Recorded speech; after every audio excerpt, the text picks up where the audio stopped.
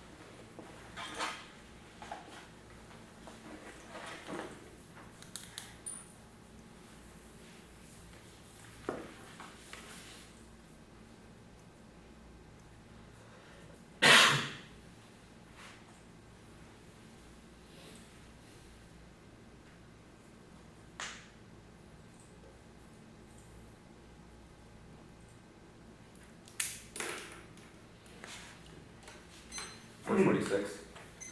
How much? $446. Alright, we good? Listen to that.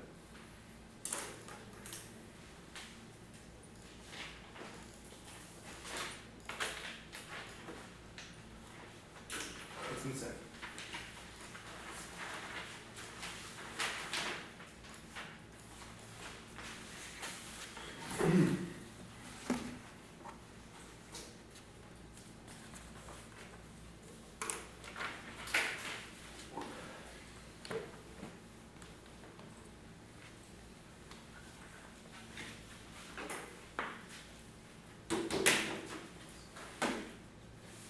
Alright.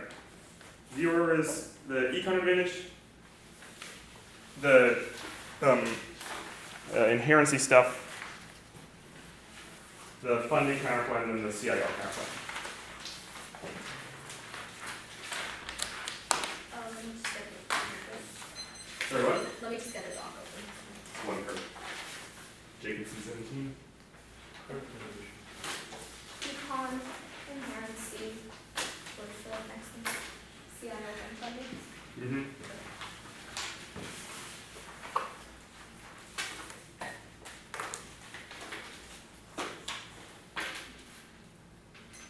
I'm not ready. No, you're not ready. Or no, you're... I'm good. Oh, okay. Econ helps customization, doing nothing research having to do with import work, it has us the right terms of watch out due to ingredients, variables, and addresses. This we cancel things of offshoring. We solve offshoring because we short domestic suppliers, which means we no longer rely on foreign suppliers. They say that this is biased. No, some say experts and official studies and reports that calculate the way the defensive services reacting to the current institutionalization of the acquisitions process and say that it's insufficient to it's insufficient. They say our argument is not that arms sales are key to the economy, rather that the defense industry is key to the economy. They might be right that arms sales don't show up the economy at large, but our argument is that when the defense industry is vibrant, it sort of spills down to the supply chain and activates at levels of the commercial sector, which support business growth at every level, which is over $3 billion per month and over 3% of the GDP, which definitely makes it start to slow growth. They say the DIB stuff collapse is inevitable. Their cards are all snapshots and don't address what they consider almost structural things about how workers are just divesting from the DIB now and about how the current the solution suppliers are bankrupt now, which makes it so that if these suppliers go out, then all the entire DIB goes up because these suppliers are the ones who produce aluminum and magnesium that allow the other suppliers to build the complex weapons. If those suppliers go out, then it becomes impossible to build guns, which makes the entire DOE ineffective. All of their arguments make no sense because they conceded that the plan does not get received by the DOD as a shift away from arms sales export policy, but rather an internal change on arms sales export policy within the Trump administration that would be favorable to them, which makes sense because all around says that the DOD would be favorable of the act, because if they don't have the act, then the industry would collapse now because they consider a sustainability, which means that there's only a risk that the action that shores up the DIB in the short term. The innovation advantage, the inherency stuff, please don't vote on this. They haven't really extended an attitudinal inherency argument, so they're just saying that if we're not inherent, you should vote negative, which makes sense because you can vote for them on presumption, but we're not inherent. All of our evidence says that there's a distinction between the economic security and assessments that are happening now and the process that we've described. Since 1AC cross-sex, we have said that we do not reduce arms sales that don't go through the status quo economic security assessment, rather this economic security assessment that Gould's outlines. And he says at the top of the 1AC that there's a distinction between the ones that Trump is doing and the ones that should be implemented, which we have defended. They shouldn't get to define normal means for the plan for us because that allows the negative to link the act into unpredictable fear interpretations like they have done in this round of debate, which makes it unpredictable because they can reinterpret words in the context and mean things are not, especially when you take a solid concrete stance on one issue throughout the entire debate. They don't get to make an attitudinal inherency argument in the two and R because they didn't really make one in the block, but they also consider that it's a non-resolutionally biased basis, which makes it unpredictable for that affirmative. And means they can just link the act to arbitrary theory interpretations, which describes that substance. The funding counterplan, permutation do both. It shields the limit of the net benefit because even if they're right that the reduction in arms sales that don't go through the act process might cause some sort of ripples in the defense industry, then the U.S. is throwing tons of money at the defense industry. Obviously signals that the U.S. is going to sort of back the defense industry, which in short stocks is the U.S. is literally throwing money at it. The uncertainty is that it's not a question of whether or not it's not a question of durable payment, but rather who the actor, who the defense industry does. Our Townsend evidence says that no one trusts Congress because Congress is super partisan over defense spending and splits over all the time, which means that even if they increase that defense spending dramatically right now, industries will still leave because they perceive that 2020 will be a huge shift away from the arms industry, and they don't know that Fiat is durable. The act solved because the defense industry obviously trusts the DoD because they have an incentive to keep them strong, which means that and the DoD will just give them contracts to other countries which are durable and signed in law, which means that the DoD, there's an incentive for them to trust them more. The CIO counterplan, permutation, do both. Their answers don't particularly make sense because there's only one court ruling on international law. There's no reason why including an executive follow-on would cause the court to issue a ruling on domestic law as well. In fact, if anything, purpose they determine to the benefit better because it has to comply with the court ruling immediately rather than trying to resist it at first, which is what their evidence talks about would trigger the internal into, which is what their evidence would trigger the internal into a domestic ruling on the domestic impacts. Also, they dropped the dissent, the terminal impacts with dissent to the counterplan ruling. It's not a question of whether or not the court incorporates international law, but whether or not the courts are incorporating rulings that constrain the executive's foreign policy power, which they haven't done in the past because the court has never ruled on arms sales before. Our argument is that this sort of spills over into court restrictions of executive war powers, which means that Trump is no longer able to flex war powers to sort of constrain North Korea and Russia, which all are emerging threats, and Ukraine has massive war powers to constrain, to be constrained, which they have not answered. They have also the grounds argument. It's not a question of multiple or conflicting grounds, but rather a question of the contradictions given the way that the 1AC plan takes its word. Their counterplan text rules that the court rules that the executive branch can no longer sell arms through any policy except through a policy that would maximize DoD militarization on the grounds that demilitarization is beneficial, which is obviously a contradiction. Our 2AC evidence that in response to ILOS is that the problem with international law is that super conflicted and there's multiple contradictory signals, which means that if the court issues two contradictory signals that we must militarize on the ground of demilitarization, that obviously makes ILO a silly construct, and the Dexter internal benefit because it looks as though the courts are sort of arbitrarily applying it in ways that don't make sense and muddles precedent even further. Anything else? We have 2 seconds left, so. Alright. 514.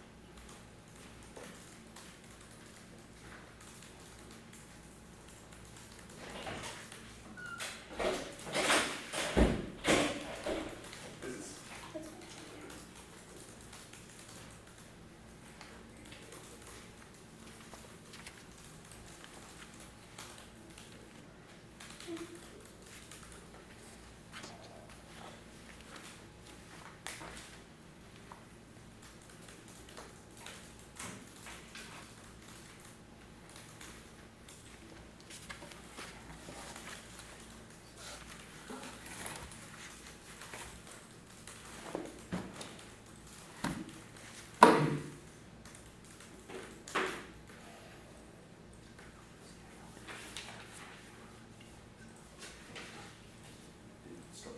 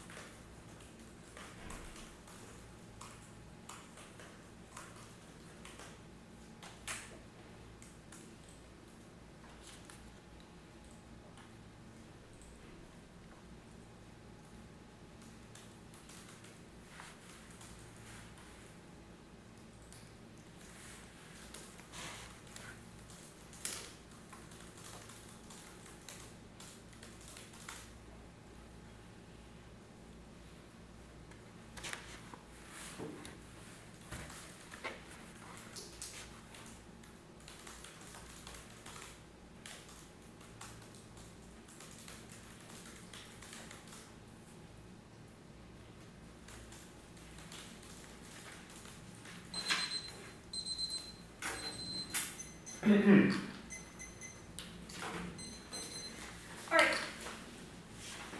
It is inherency, the advantage counterplay, the DI that you just found, and then growth. Sorry, that's like confusing since everything's all in like one weird flow. Enhance the advantage counterplan. And then the DI Return. return, and then growth.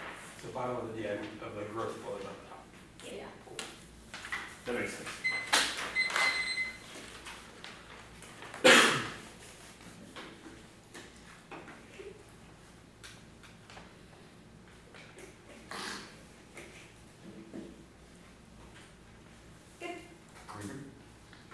A very high risk that the counterplay solves any reason why the DB would class now, and the fact that all of our links are about perception make this a really easy neck battle, especially when we're definitely ahead on the inheritance. So yes, it is a voting issue. We've outlined 4 warrants. First is limits. A bunch of first is limits because a bunch of things have happened in the past. Congress has regulated and passed a lot of bills. We can't predictably prepare for any of those, which means next chart. Second is grown. If they've already reduced it, if the plan has already happened, the negative has no strategy possible because we can't engage with something that's already occurred. It makes disathletes, counterblowing competition, and K's non-unique. It means there's no links, so there's no off case, and that can go for third is education. If we've already passed the plan, you can't learn anything new from it, which is the point of being fourth. They don't meet the ask burden. They have to provide a reason why they can shift from the status quo to meet capitality. Even if it's not a voting issue, they definitely don't solve a case for any of this, or the counterplay solves. They do not meet. Their first card on inherency says that the cap policies and this restriction that Trump has implemented already require economic impact assessments. The only thing that plan text states is that they should substantially reduce any arms that's not subject to the impact assessments, which I mean they're not creating any of the regulations that all of their internal links are predicated off of. They say there's this distinction between the status quo and the plan. That's not what the plan text says. The only thing the plan text says is that they substantially reduce arms not subject to economic impact assessments, not that they get any regulatory changes to those impact assessments, which means they're not ushered from this. So they say when I see crossings applies, that is not true. Every time in crossings, when we were trying to get them to concede to reduce and that they don't meet, they said that the mandate of the plan was that they decrease arms sales that aren't subject to those economic impact assessments. The fact that we were trying to bait them into this by asking those questions about T reduce, which proves they were super clear from crossings. They say the goal says that they should implement these standards, yes, but they don't see out any of those regulations. They say that they should get to define normal means. We didn't define normal means for them. We just repeated the plan text to them. They say that there's no resolutionary basis. Yes, there is. It's called the plan text, and the rest is it's called the plan text. Also, how, why, what is this argument? They link to the crowd of substance more because we can't engage with them. Cabinet solves 100% of cases. See up all the regulatory changes to the economic impact assessment that all their internals are predicated off. It's like increasing R&D to use supply chains, requiring contractors to provide supply chains, and collecting data. So basically bringing any risk of an event that outweighs the solvency deficit, and if you think it outweighs the solvency deficit, and it judges the counterplan if you think it's not competitive, or if it doesn't solve, it's justified because they didn't make a condo, or they say permutation. Do both that links to that benefit because it still decreases contracts and sales. Even if we throw money at the GMB, all of our links are about contracts and sales or reducing sales, which means that they should default to the hyperspecificity of our F1 name. None. They say uncertainty. Of course, the counterplan is also the DOD. They never asked to suspect who it was. Plank number 2 and plank number 3, they require contractors to provide supply chain lists, and collecting data are all things that go through the DOD. They never asked to suspect the second. Then they wouldn't trust the plan either because the regulatory changes require all of these increases in funding, which means it still goes through Congress eventually. Third, the counterplan solves it. DFB, they know it's certain, and we get to suspect announce it.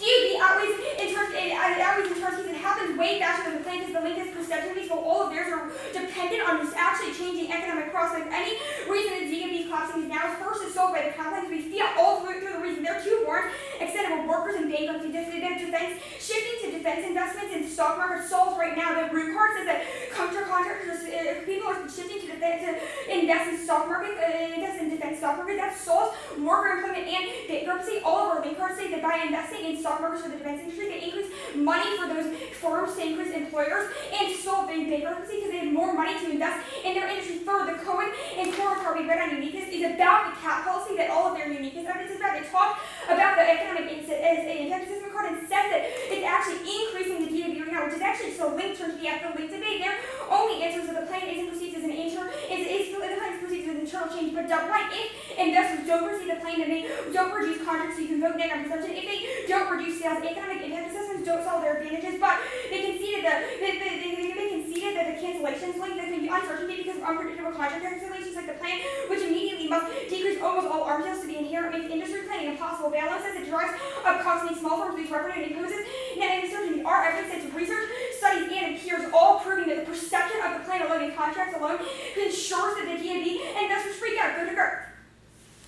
The only argument that we're going to say, the only argument we need to go for here is that the plan isn't able to solve for any of their warrants for why they're able to solve the economy. There's no internally arm sales. The arm sales don't ensure that co-production occurs, which means that they offshore. There's no domestic jobs that are present. That's the throughout code evidence. They say that we win this and we win the inherency argument. Second, they can't solve any of this, and their answer to this argument was new in the one out, but it was the same work from the one I see. Lastly, we read the third part. We read the price sector was only 5% of the DNB, which is right arm How much sales. prep do we have? It was like 4 something. Yeah, it was 446. 446. 446, there we go. Yeah.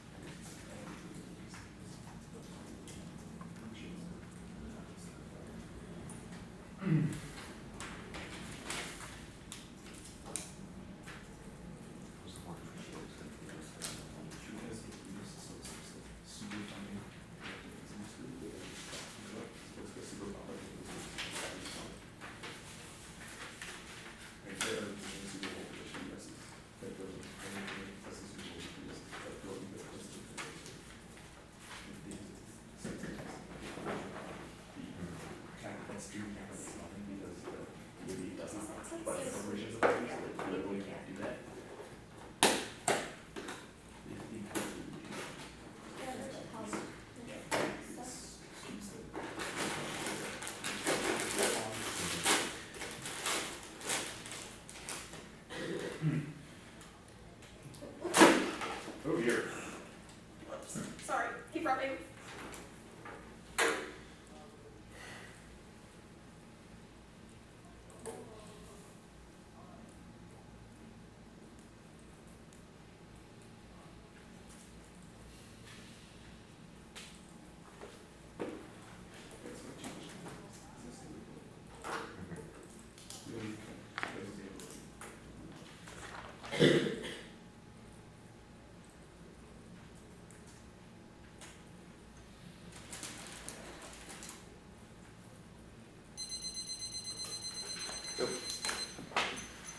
The order is the inherency stuff, the, what?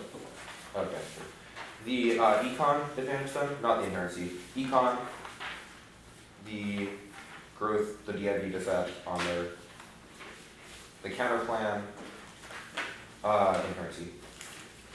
So the inherency is last or? Inherency last, Okay. Okay. I was very confused. yeah. So growth, counter plan, and inherency. Okay.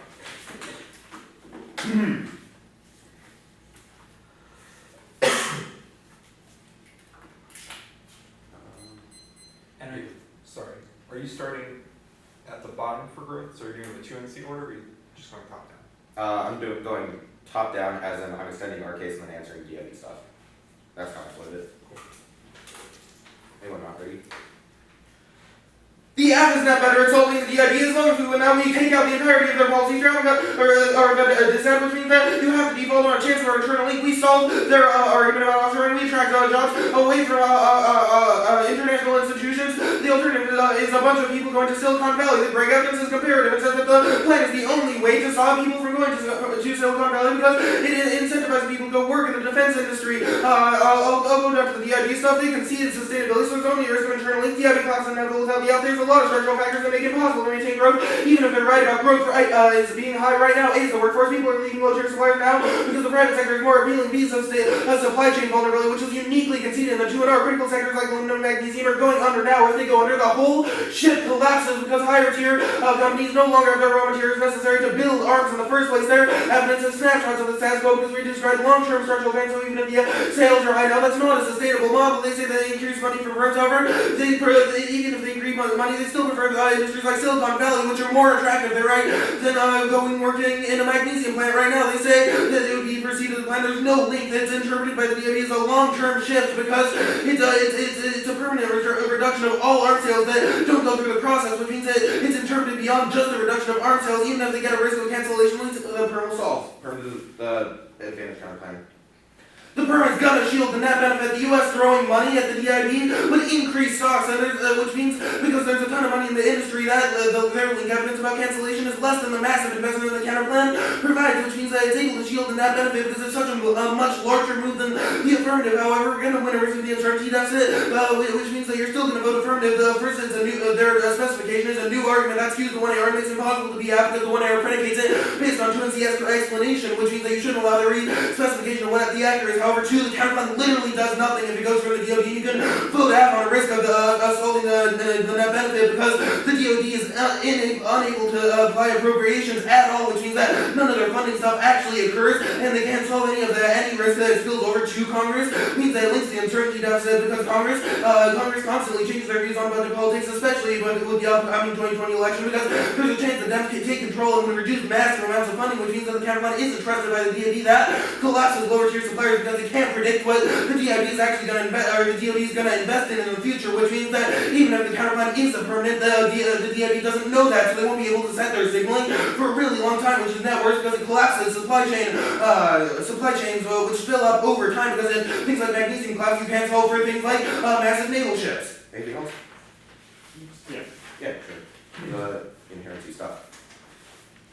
We're gonna win and we meet their threshold is that we have to reduce all arms sales. We meet that. They can see that T substantial. We mean that we reduce all arms sales, which means that we functionally reduce all arms sales. That's not a question that they can win, which means there's only a risk of us meeting their interpretation. I'll do the line by line in each of their impacts. The limit stuff as predictably always limits. We can't predict what random interpretations they have, so even if there's some threshold, some interpretations that are better for debate, i.e. a card should have like 4 or more lines of highlighting, that doesn't matter because it's not in the resolution, which is net worse, because predictably ultimately determines what we debate on. We teams can predict what the random interpretations are for the round, which means that inherently skews them and eliminates the role of the affirmative because they can choose random interpretations about debate that might be better for the resolution, but it inherently screws over the app because we have no idea what they're gonna say. That outweighs limits because the limits are only are good as long as they're predictable limits. Even if there's infinite historical actions, only a few of them are legitimate apps. So we have a solvency advocate, which grants in the literature, and it doesn't matter if there's historical actions because we change the status quo by creating a new process. I'll do that in a bit. The second is net ground. We saw they have net ground. They can go for things like the DIB just added, just that they shouldn't extend to the counterplan because that shields enough in the link that we're going to win that. Third is education. We solve education. They ignore process, the process of selling arms, which is net worse because they're debating Saudi Arabia every single time is garbage for topic education. It's better for to learn about things like how FMS sales are conducted through contracting, the advert and stuff. We meet that. We solve the app. I'll do the we need more that we need stuff here. They say that the cap policy exists now. That doesn't matter. The negative team shouldn't be able to define what the app does. We've been saying since 1AC cross-X that we do it as per the goals evidence, which means that you should default to the fact that we changed the process. At worst, you should default to reasonability. Obviously, we've been explaining it since the 2AC, and they have no unique offense to why changing it to 2AC was bad. They say plan text is what we not changed it to 2AC. we didn't change it to 2AC. It's been since the 1AC. They say the plan text is the basis. That doesn't matter because it's still not in the resolution. They say it wasn't clear in cross-X. That's obviously arbitrary. You should default half it on a race we win the race, but the half predictability stuff. They say goals isn't fielded. Yes, it is. That's what we've been saying the entire time, and we changed the process. And obviously, we built around our app around changing it because otherwise it would literally be the stats, which is silly.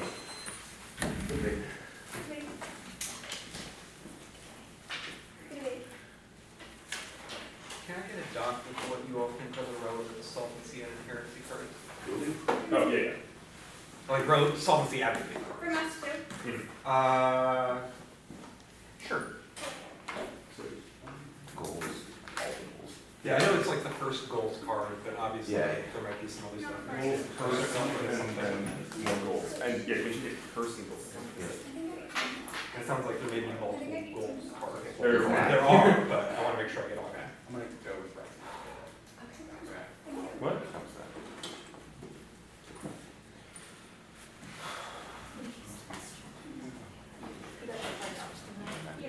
Do you think others got that?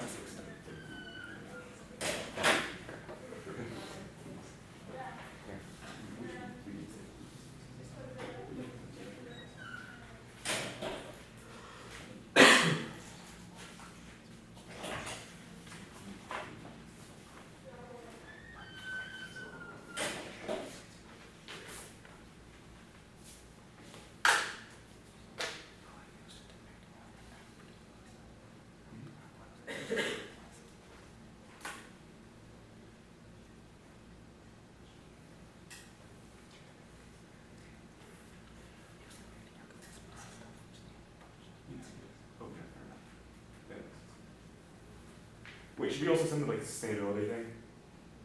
You mean like the disad stuff? Yeah. No. Just the other one is just the inherency question. Okay, cool.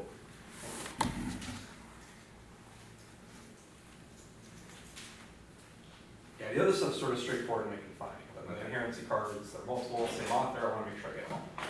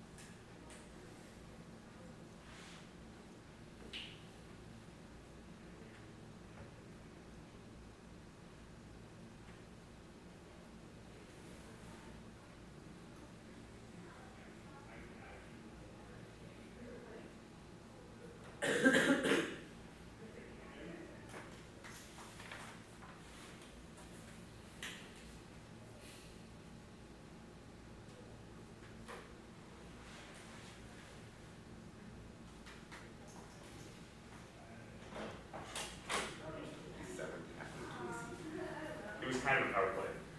Maybe if we severed the app. He did it with Thai cake, and he's just like, we are Thai app, surprised the entire app was a lie. Oh boy. That's one way to go about it, I guess.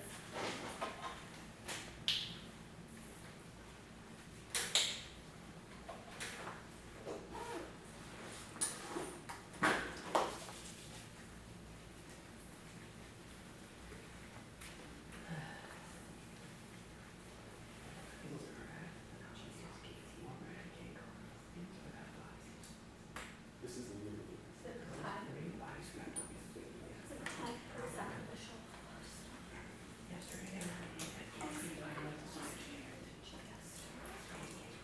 Good.